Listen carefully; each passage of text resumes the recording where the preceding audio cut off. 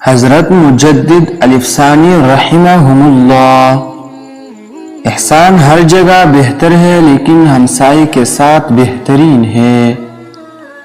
عبادت ان اعمال کا نام ہے جو انسان کو خدا کا ہم آہنگ بنا دے۔ ذکر سے مراد غفلت کو دور کرنا ہے۔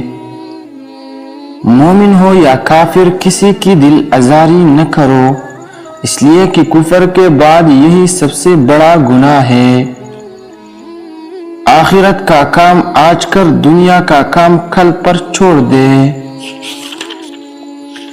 شریعت کے 3 جز ہیں: علم، عمل اور اخلاص۔ ان کا حصول اللہ کی رضا کا حصول ہے۔ متکبروں کے ساتھ تکبر کرنا صدقہ ہے۔ انسان تمام مخلوقات میں سب سے زیادہ محتاج ہے۔ اظہار عجز عبادت ہے۔